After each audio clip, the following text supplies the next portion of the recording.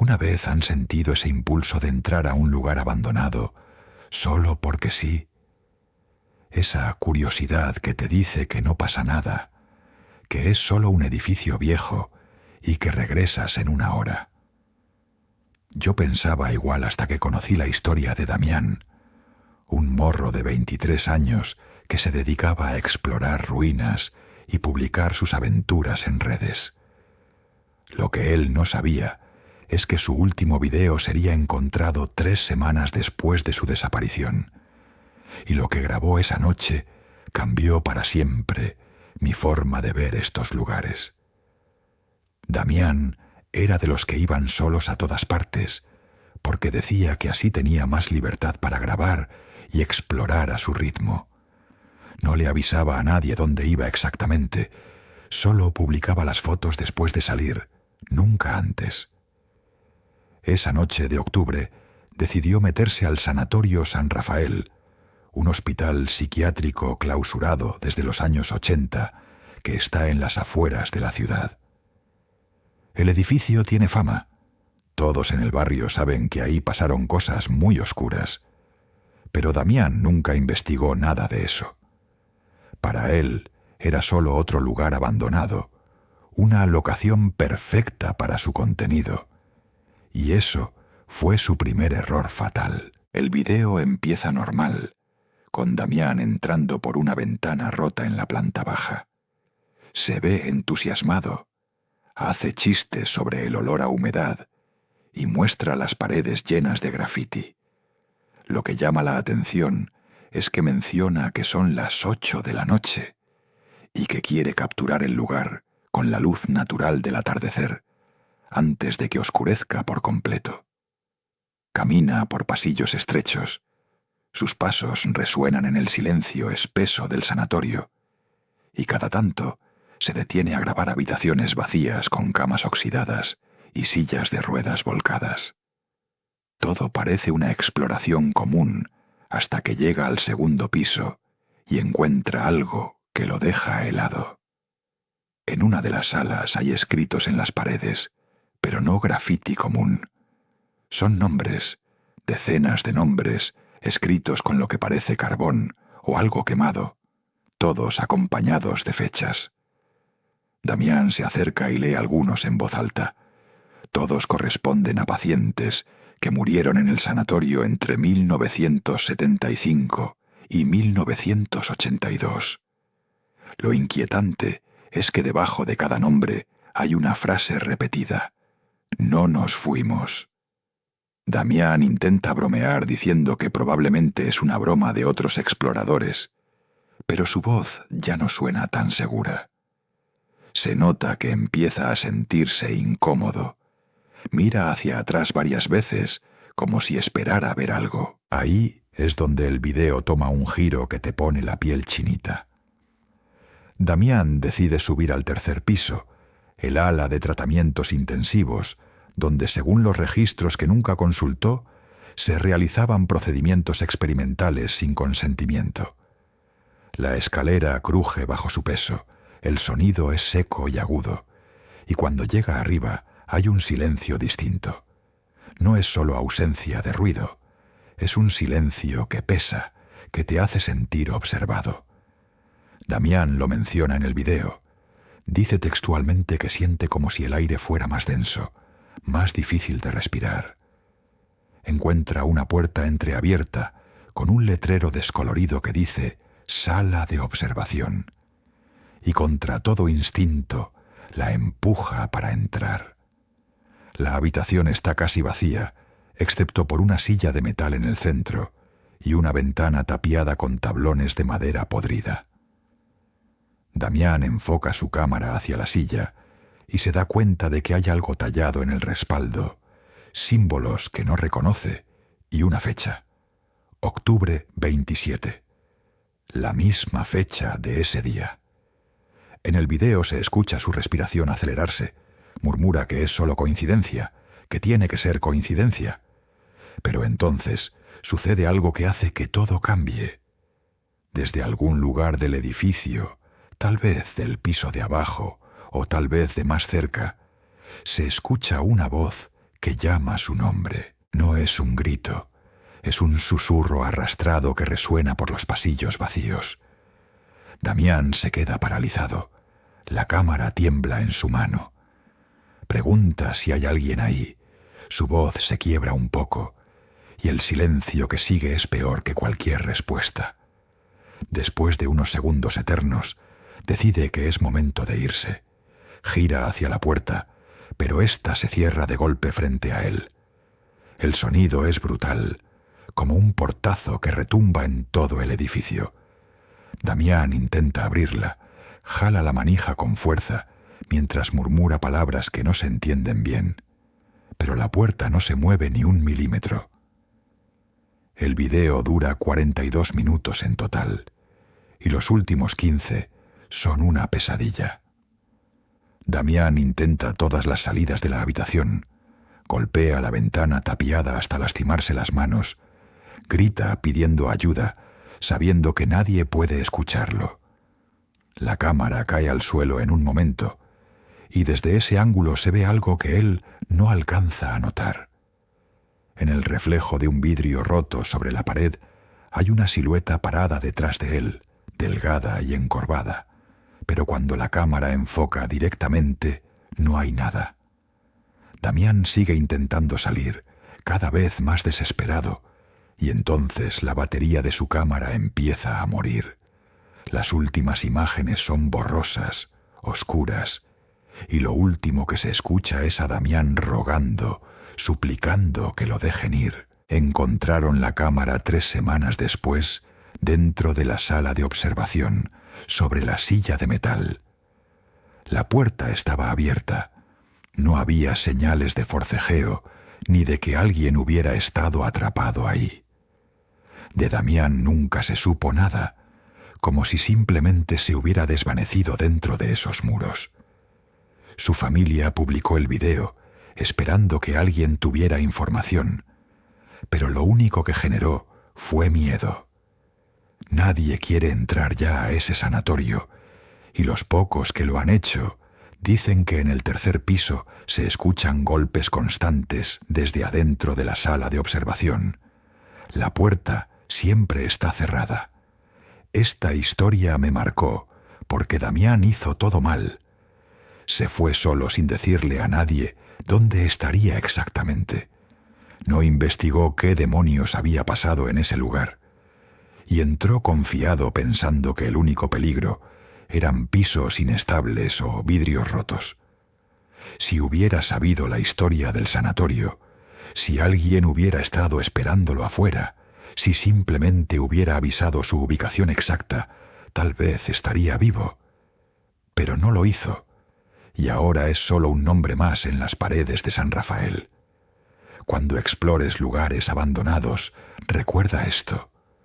El silencio que nadie escucha es el más peligroso de todos. Hay algo que aprendí trabajando en rescate urbano durante 5 años. Las estructuras abandonadas no avisan cuando van a colapsar, simplemente lo hacen. Pero siempre hay señales, grietas en las paredes, pisos combados, vigas vencidas, y la mayoría de exploradores las ignoran porque están demasiado ocupados buscando fantasmas. La verdad es que lo que más mata en estos lugares no son las entidades, es la gravedad. Aunque a veces, solo a veces, ambas cosas trabajan juntas, y eso fue exactamente lo que le pasó a un compa llamado Sergio en la fábrica textil Santa Rosa. Sergio era fotógrafo urbano, de esos que buscan la toma perfecta sin importar el riesgo. Llevaba años documentando lugares abandonados y se sentía invencible, como si las reglas de seguridad fueran para principiantes y él ya estuviera más allá de eso. Cuando decidió entrar a Santa Rosa una noche de noviembre, varios le advertimos que no lo hiciera. La fábrica llevaba cerrada desde 1998, después de que un incendio matara a trabajadores en el turno nocturno. El lugar estaba condenado. Literalmente tenía sellos de peligro estructural en cada entrada, Pero Sergio decía que esas advertencias eran exageradas, que solo buscaban mantener alejados a los curiosos. La fábrica es un monstruo de concreto y metal de 3 pisos, con ventanas rotas que parecen ojos vacíos y un techo que se hunde en varios puntos. Sergio entró por el ala este, donde las paredes exteriores están cubiertas de musgo negro y el olor a humedad y óxido es tan fuerte que te arde la garganta. Llevaba su cámara profesional con un flash externo potente, de esos que iluminan como si fuera de día, porque quería capturar cada detalle de la decadencia industrial. No le importó que el piso del primer nivel crujiera bajo sus botas, ni que viera grietas anchas como puños recorriendo las columnas de soporte. Para él todo eso era parte de la estética, del encanto de lo deteriorado.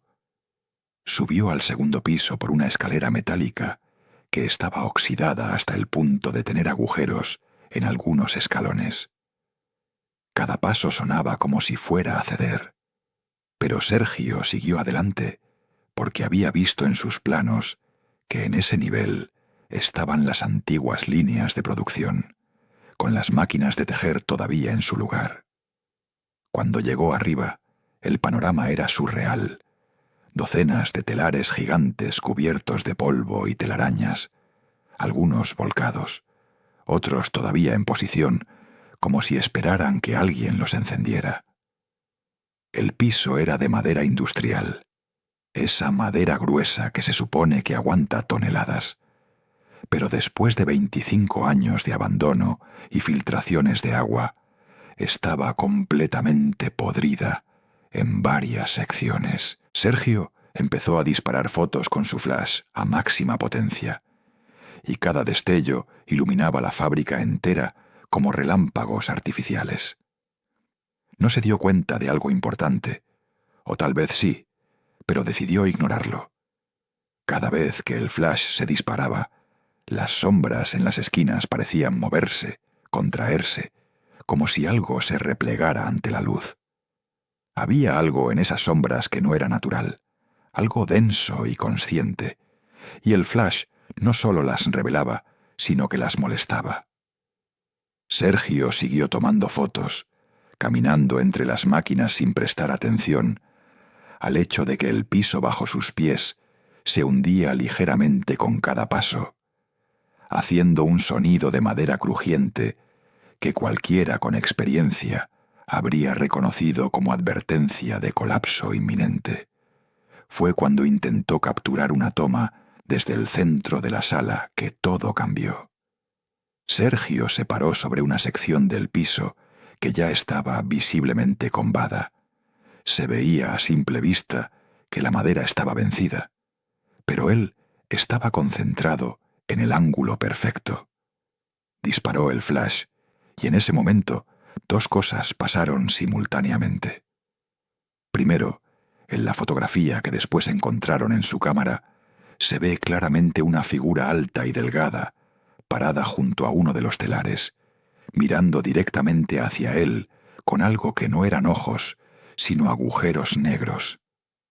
Segundo, el piso cedió bajo su peso. No fue un colapso total, fue peor.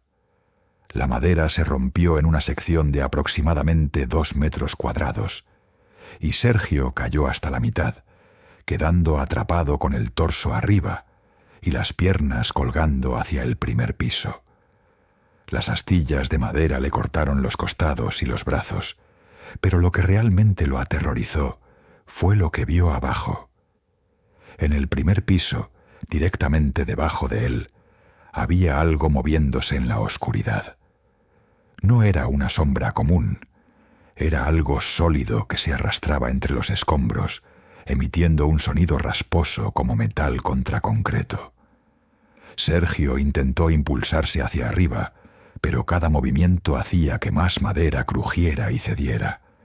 Ahí quedó atrapado, sangrando, con la cámara todavía colgando de su cuello. En su desesperación cometió otro error.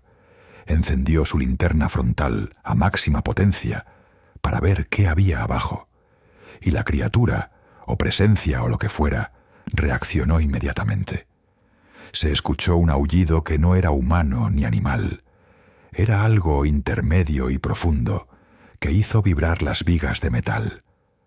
La cosa empezó a trepar por los escombros hacia el agujero, y Sergio pudo ver brevemente algo que describió en sus gritos, como brazos huesudos y una cara que era solo mandíbula. Logró zafarse con una fuerza que solo da el pánico absoluto, dejando piel y carne en las astillas, y corrió hacia la escalera sin mirar atrás. Cuando Sergio salió de Santa Rosa, tenía cortes profundos en todo el torso, 2 costillas rotas y un trauma psicológico que no pudo superar jamás. Nos contó todo en el hospital, todavía temblando, y cuando le preguntamos por qué no respetó las señales de peligro estructural, solo repetía que no creía que fueran reales. Esa es la trampa en la que caen muchos exploradores. Piensan que el verdadero peligro es lo paranormal. Entonces ignoran lo físico, las advertencias reales de que un edificio está a punto de caer sobre ellos. Y cuando finalmente prestan atención a las señales estructurales, es porque algo más los obligó a notarlas de la peor manera posible. La cámara de Sergio quedó en la fábrica. Nunca quiso volver por ella. Meses después, un grupo de demolición entró a evaluar el edificio y la encontraron en el 2º piso, exactamente donde él la dejó caer. Las fotos estaban intactas en la memoria, incluyendo esa imagen de la figura junto al telar. Lo perturbador es que hay otras 200 fotos después de esa, todas tomadas durante las 3 horas siguientes a que Sergio escapó. Son fotos del interior de la fábrica desde ángulos imposibles, como si alguien o algo hubiera seguido usando su cámara. En ninguna aparece nada más que sombras y luz de flash, pero en todas se ve la misma sección de piso colapsado desde arriba, como si algo estuviera parado justo donde Sergio había caído, mirando hacia abajo al agujero que él dejó. Nadie quiere demoler Santa Rosa ahora, y el edificio sigue ahí, esperando al próximo explorador que ignore las advertencias. ¿Ustedes creen que los objetos guardan memoria? No hablo de esa chamba New Age de cristales y energías. Hablo de algo mucho más oscuro, de cosas que fueron testigos de tanto sufrimiento que quedaron marcadas para siempre. Yo no creía en eso hasta que conocí a Valeria, una exploradora urbana de 32 años que coleccionaba objetos de lugares abandonados. Fotografías viejas, juguetes rotos, cartas sin enviar, cualquier cosa que le pareciera interesante terminaba en su mochila. Le advertí 1000 veces que eso estaba mal, que esas cosas no son nuestras y que hay razones por las que quedaron ahí. Ella solo se reía y decía que eran basura olvidada, que nadie las extrañaría, hasta que tomó ese rosario del orfanato Nuestra Señora del Perpetuo Socorro. El orfanato cerró en 1987, después de que salieron a la luz casos de maltrato severo hacia los niños. Hablamos de golpizas, encierros en sótanos oscuros por días, privación de comida como castigo, cosas que te revuelven el estómago solo de pensarlas. Murieron 3 niños ahí, en circunstancias que nunca quedaron claras, y las monjas responsables desaparecieron antes de que pudieran ser juzgadas.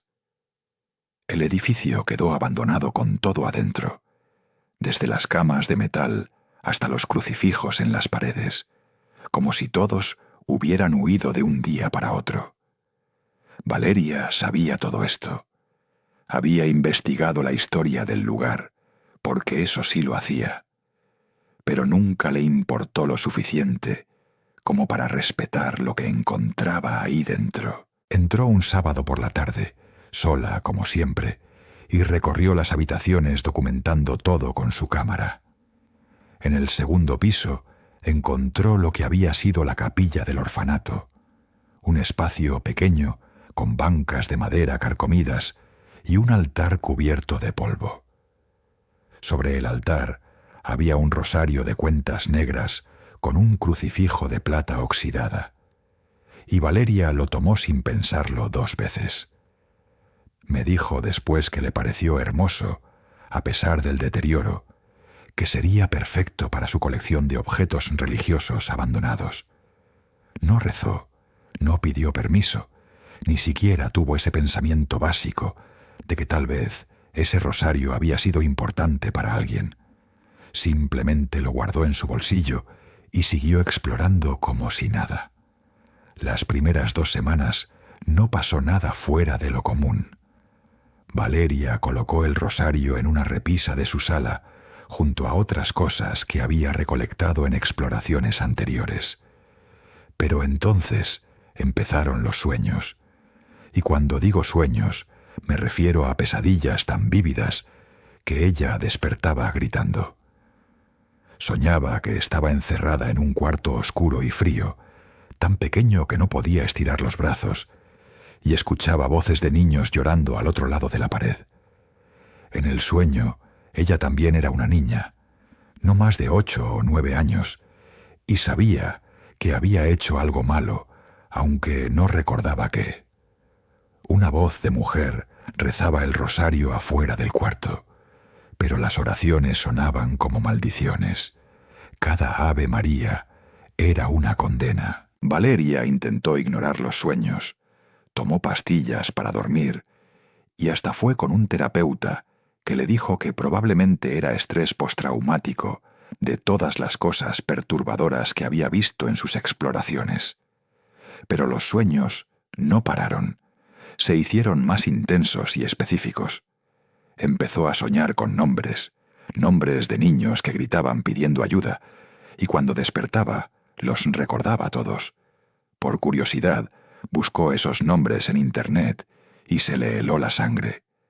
Eran los nombres de los niños que habían estado en el orfanato, incluidos los 3 que murieron. 27 nombres en total, todos reales, todos documentados en los archivos que se hicieron públicos después del escándalo. Ahí fue cuando Valeria empezó a asustarse de verdad. Me llamó una madrugada llorando, diciéndome que algo andaba mal con el rosario, que podía sentirlo vibrando en las noches. Le dije que lo devolviera, que lo llevara de regreso al orfanato y lo dejara exactamente donde lo encontró, pero ella tenía miedo de volver sola a ese lugar. Pasó otra semana y las cosas escalaron de una forma que ninguno esperábamos. Valeria empezó a ver a una niña en su departamento, siempre en los rincones oscuros, siempre mirándola con ojos que ella describía como vacíos y acusadores. La niña usaba un vestido gris sucio y tenía moretones en los brazos, y cada vez que Valeria intentaba acercarse, desaparecía dejando un olor agrio a humedad y miedo. Una noche Valeria despertó y la niña estaba parada junto a su cama, sosteniendo el rosario en sus manos pequeñas. La niña movía los labios como si rezara, pero no salía ningún sonido, y sus dedos pasaban las cuentas negras una por una, con movimientos mecánicos. Valeria quedó paralizada, no podía moverse ni gritar, y la niña se acercó más hasta que sus caras quedaron a centímetros de distancia. Entonces la niña habló con una voz que no era de niña, sino de muchas voces superpuestas, y le dijo algo que Valeria nunca pudo olvidar. Le dijo que el rosario había sido usado para castigarlos, que las monjas les pegaban con él hasta sacarles sangre mientras rezaban por sus almas pecadoras, y que ahora era su turno de entender ese dolor. Desde esa noche Valeria empezó a encontrar marcas en su cuerpo. Moretones circulares del tamaño de las cuentas del rosario aparecían en sus brazos y piernas sin explicación. formando patrones como si alguien la hubiera golpeado con una cadena. Los doctores no encontraban nada malo. Sus análisis salían normales, pero las marcas seguían apareciendo cada noche. Lo peor era que Valeria empezó a escuchar el rosario siendo rezado en su departamento a todas horas. Esas mismas oraciones que sonaban como condenas, y no importaba dónde se fuera, el sonido la seguía. Se mudó a casa de su mamá, luego a un hotel, pero las voces y las marcas continuaban. Finalmente, reunió el valor para volver al orfanato, 2 meses después de haber tomado el rosario. Yo la acompañé porque me lo suplicó, y puedo jurarles que ese lugar tiene una presencia que te oprime el pecho desde que cruzas la puerta. Subimos a la capilla y Valeria colocó el rosario de vuelta sobre el altar, con manos temblorosas, pidiendo perdón en voz alta a quien quisiera escuchar. Por un momento pareció que todo estaría bien.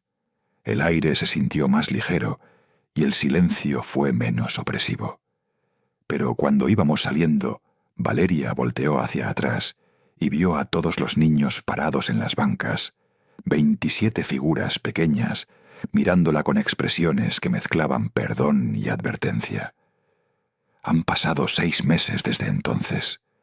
Valeria ya no explora lugares abandonados y destruyó toda su colección de objetos recuperados. Las marcas pararon, los sueños también, pero ella jura que todavía escucha el rosario siendo rezado algunas noches, muy bajito, como un recordatorio de que hay cosas que no nos pertenecen y nunca deberían salir de donde están. Me dijo que su error no fue solo tomar el rosario, fue entrar a ese lugar sin ningún tipo de respeto o protección, creyendo que su curiosidad le daba derecho a llevarse lo que quisiera. Ahora carga con la culpa de haber perturbado algo que debió quedarse en paz, y esa culpa pesa más que cualquier objeto maldito. Hay una regla no escrita entre los exploradores urbanos con experiencia. Si el sol se está poniendo y todavía estás adentro, ya perdiste. Los lugares abandonados cambian cuando cae la noche. No es mi imaginación, ni son cuentos de viejas. Es algo que cualquiera que haya pasado suficiente tiempo en estas ruinas puede confirmarte. La luz del día mantiene ciertas cosas dormidas, como si la oscuridad fuera una invitación para que lo que habita en las sombras salga a reclamar su territorio. Esto es exactamente lo que aprendió un equipo de exploradores cuando quedaron atrapados en el hospital psiquiátrico La Castañeda después del anochecer. Y créanme, lo que vivieron esa noche los marcó para siempre. El equipo estaba formado por Andrés, el líder del grupo y el que tenía más experiencia, Lucía, su novia que manejaba las cámaras, Roberto, un compa que apenas llevaba 3 meses en esto, y Mariana, una chava que documentaba todo para su canal de montage. Entraron al hospital a las de la tarde de un viernes de marzo, calculando que tenían como 3 horas de luz natural antes del atardecer.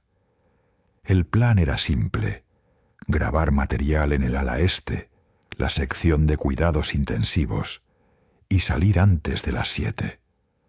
Lo que no consideraron es que La Castañeda es enorme, un laberinto de pasillos interconectados y habitaciones idénticas, y que una vez adentro es muy fácil perder la noción del tiempo y la orientación. Las primeras 2 horas transcurrieron sin problemas.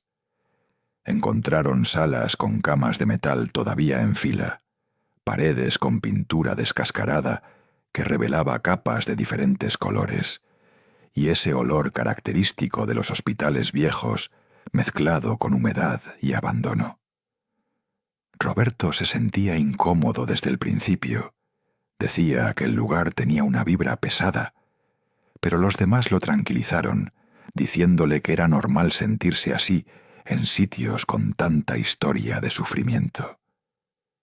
Siguieron avanzando más profundo en el edificio, documentando cada hallazgo.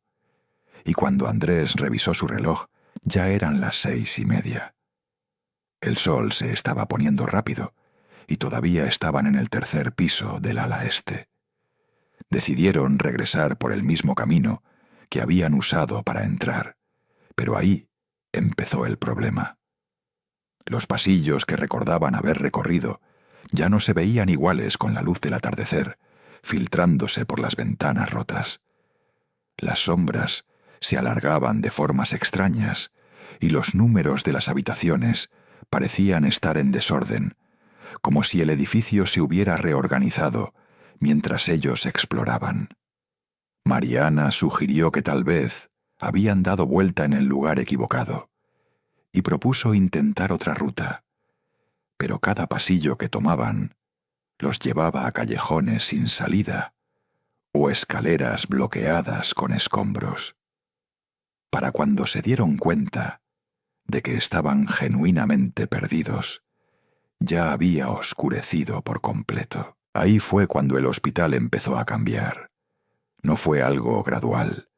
Fue como si un interruptor se activara en el momento exacto en que la última luz del día desapareció. Empezaron a escuchar sonidos que no habían estado ahí antes, pasos arrastrándose en los pisos superiores, puertas cerrándose solas en la distancia, y un llanto bajo y constante que parecía venir de todas partes y de ninguna al mismo tiempo. Roberto entró en pánico y quiso correr hacia cualquier salida que encontrara, pero Andrés lo detuvo porque sabía que separarse en un lugar así era lo peor que podían hacer. Se agruparon en una de las salas, encendieron sus linternas y trataron de calmarse para pensar con claridad. Lucía sacó su cámara para documentar la situación, pensando que tal vez después podrían revisar el material y orientarse mejor. Pero cuando encendió la cámara y enfocó el pasillo por el que habían llegado, en la pantalla se veía algo que a simple vista no estaban viendo. Había figuras paradas en la oscuridad, siluetas de personas que no se movían, solo observaban. Lucía les mostró la pantalla a los demás y todos sintieron ese escalofrío que te recorre la espalda cuando confirmas que algo está terriblemente mal. Andrés intentó mantener la calma y sugirió que buscaran una ventana grande por donde pudieran salir, aunque eso significara bajar 3 pisos por la pared exterior. Pero cuando fueron a la ventana más cercana, descubrieron que todas estaban tapiadas con ladrillos que juraban no haber visto antes. Las siguientes horas fueron una pesadilla de la que ninguno pudo despertar. Cada vez que encontraban una posible salida, algo pasaba para bloquearla. Escombros que caían justo cuando iban a pasar, puertas que se atascaban cuando intentaban abrirlas, escaleras que rechinaban amenazando con colapsar bajo su peso. Roberto juraba ver sombras moviéndose en su visión periférica, figuras que desaparecían cuando giraba la cabeza para mirarlas directamente. Mariana empezó a grabar todo con su teléfono porque necesitaba evidencia de que esto estaba pasando, que no se estaban volviendo locos colectivamente. En ese material, que después compartió contra toda lógica en sus redes, se pueden escuchar voces susurrando en español antiguo, palabras que ninguno de ellos estaba diciendo. El momento más aterrador llegó cerca de la medianoche, cuando llegaron a lo que parecía ser el comedor del hospital. Era una sala enorme, con mesas largas cubiertas de polvo y sillas volcadas por todas partes. Ahí fue donde cometieron el 8º error fatal, que ni siquiera sabían que estaban cometiendo. Mariana, todavía grabando, mencionó exactamente dónde estaban, describió puntos de referencia específicos, hasta dijo el nombre completo del hospital y la sección donde se encontraban. Lo hizo pensando que si algo les pasaba, alguien sabría dónde buscarlos. No se le ocurrió que estaba exponiendo la ubicación exacta a cualquiera que viera ese video, incluyendo a gente que busca estos lugares específicamente para hacer rituales oscuros. Inmediatamente después de que Mariana terminó de hablar, todas las puertas del comedor se cerraron de golpe simultáneamente. El sonido fue ensordecedor, como disparos de cañón retumbando en el espacio cerrado. Las luces de sus linternas empezaron a parpadear, y en esos segundos de oscuridad entre parpadeos, podían ver que el comedor se estaba llenando de gente. No eran sombras ni apariciones translúcidas, eran figuras sólidas de hombres y mujeres en batas de hospital, sentados en las mesas, mirándolos con expresiones que mezclaban hambre y resentimiento. Cuando las luces se estabilizaron de nuevo, el comedor estaba vacío, pero el aire se había vuelto tan frío que podían ver su aliento. Lograron salir de la Castañeda a las 3 de la madrugada, no por encontrar una salida, sino porque el hospital simplemente los dejó ir. Una puerta que había estado cerrada toda la noche apareció abierta frente a ellos, como una invitación clara a marcharse. Salieron corriendo sin mirar atrás, y cuando estuvieron afuera, ninguno pudo explicar cómo habían llegado a esa salida específica que estaba en el lado completamente opuesto de donde habían entrado. Andrés tenía marcas de rasguños en los brazos que no recordaba haberse hecho. Lucía perdió su cámara en algún punto de la huida. Roberto desarrolló un tic nervioso que le duró meses, y Mariana cometió el error de publicar fragmentos del video. Ese video se volvió viral. Miles de personas lo vieron y comentaron, pero también atrajo el tipo equivocado de atención. Grupos de ocultistas empezaron a visitar la Castañeda buscando la sala específica que Mariana había mostrado, queriendo hacer contacto con lo que el equipo había encontrado. Algunos de esos grupos nunca salieron, y los que sí lograron escapar contaron historias aún peores que las del equipo original. Mariana tuvo que borrar el video y cerrar su canal después de que empezó a recibir amenazas de gente que la culpaba por haber profanado el lugar. Hasta el día de hoy, se arrepiente de haber compartido esa ubicación, de haber expuesto ese hospital a personas que no tenían ni idea del peligro real que estaban invocando. Si hay algo que he aprendido después de años explorando lugares abandonados es esto: siempre debes saber cómo vas a salir antes de entrar. Suena obvio, casi estúpido tener que decirlo, pero la cantidad de gente que se mete a estructuras complejas confiando en su memoria o en la suerte es aterradora. Y cuando las cosas se ponen feas, cuando la adrenalina te nubla el pensamiento y el pánico te hace correr sin dirección, esa falta de planeación se convierte en una sentencia de muerte. Esto fue exactamente lo que les pasó a un grupo de 5 exploradores en los túneles subterráneos de la prisión federal de Lecumberri, y su historia es la razón por la que ahora nunca entro a ningún lado sin marcar mi ruta de escape. El grupo estaba formado por exploradores experimentados, todos con al menos 2 años documentando lugares abandonados. Estaban Carlos y su hermano Miguel, Diana, que era ingeniera y supuestamente conocía de estructuras, Fabián, que llevaba el equipo de grabación profesional, y Katia, que había investigado la historia de Lecumberri por meses. Sabían que la prisión tenía túneles subterráneos construidos en los años 30, pasajes que conectaban diferentes secciones y que supuestamente llegaban hasta edificios gubernamentales cercanos. El objetivo era mapear esos túneles y grabar material exclusivo que nadie más había conseguido. Lo que no hicieron fue planear cómo iban a regresar si algo salía mal. Confiaron en que podían memorizar el camino y que los túneles serían relativamente simples de navegar. Entraron por un acceso en el sótano del edificio principal, una apertura en la pared que alguien había forzado años atrás. Los túneles eran más amplios de lo esperado, con techos abovedados de ladrillo y paredes húmedas cubiertas de moho negro.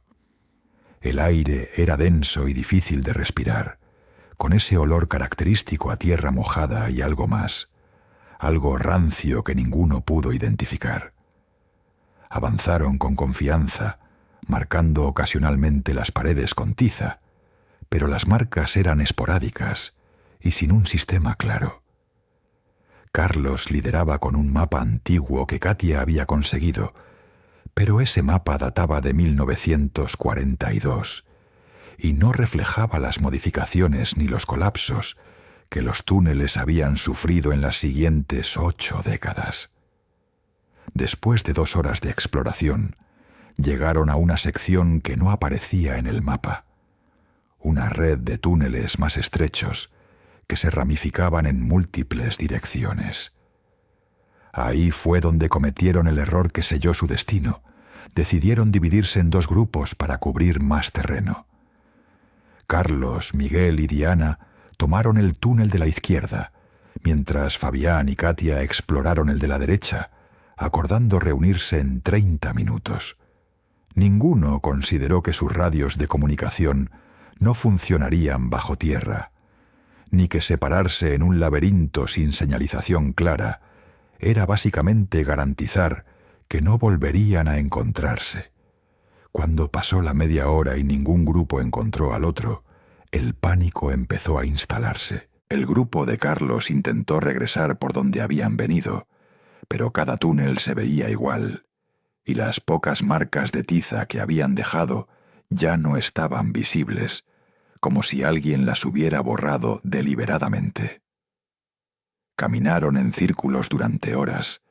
Sus linternas empezaban a debilitarse y el hambre y la sed se hacían presentes. Lo peor era que empezaron a escuchar cosas. Pasos pesados resonando en los túneles detrás de ellos, siempre a la misma distancia, nunca acercándose, pero tampoco alejándose. Diana insistía en que eran solo ecos de sus propios pasos, pero Miguel juraba que los pasos sonaban diferentes, más lentos y deliberados, como si algo los estuviera siguiendo con paciencia infinita. Mientras tanto, Fabián y Katia habían encontrado algo que los dejó helados.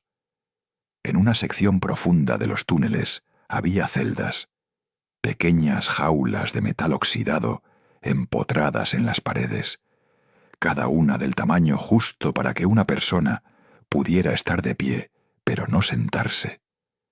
Eran celdas de castigo que no aparecían en ningún registro oficial, espacios donde prisioneros eran dejados durante días en oscuridad total.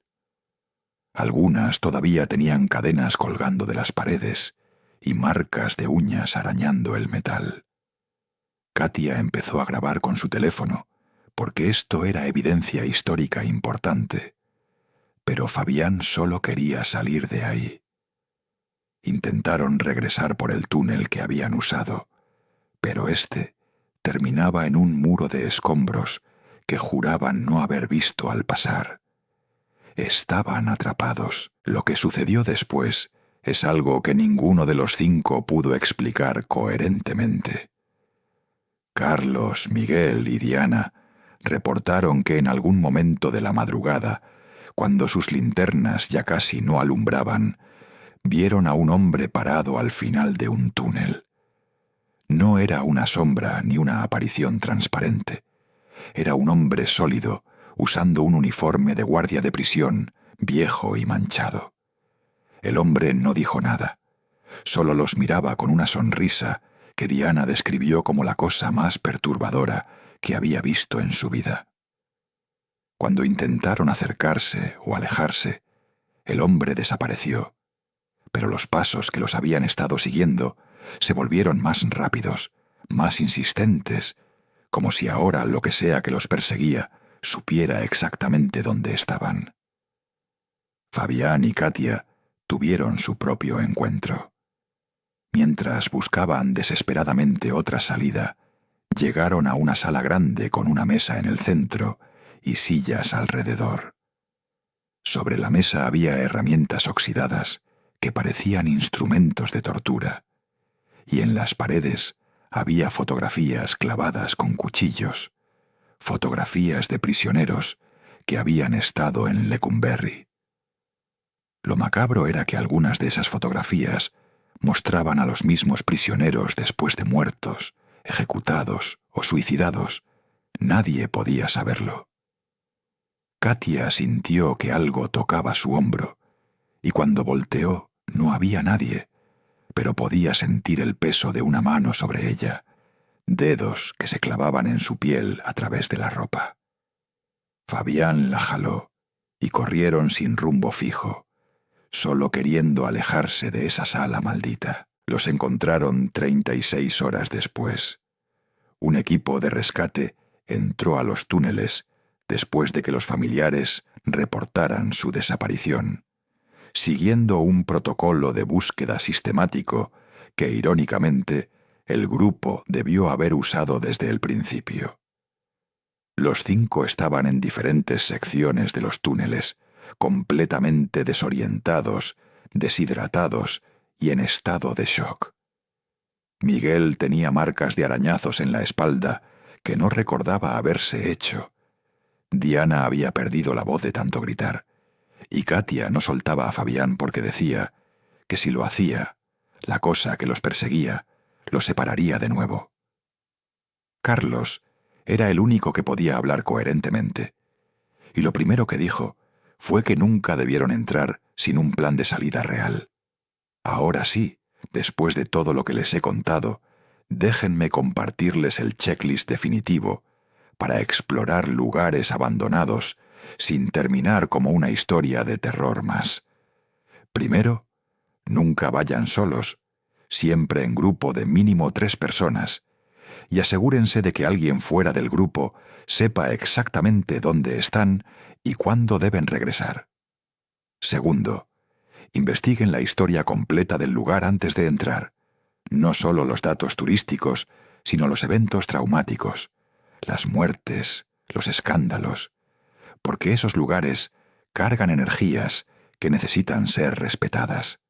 Tercero, respeten las señales de peligro estructural. Si ven grietas grandes, pisos combados o vigas caídas, no entren o busquen otra ruta, porque la gravedad mata más que cualquier fantasma. Cuarto, eviten usar luces brillantes o flash potente.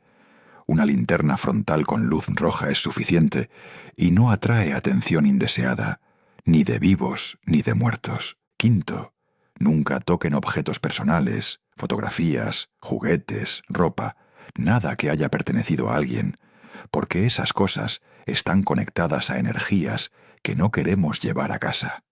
Sexto, siempre lleven protección espiritual, un rosario bendecido, una oración que conozcan de memoria, sal en los bolsillos, lo que sea que se alinee con sus creencias, porque entrar a estos lugares sin ninguna protección es como ir desarmado a una guerra. Séptimo, planeen salir antes del anochecer. Los lugares abandonados cambian cuando oscurece y las reglas son diferentes.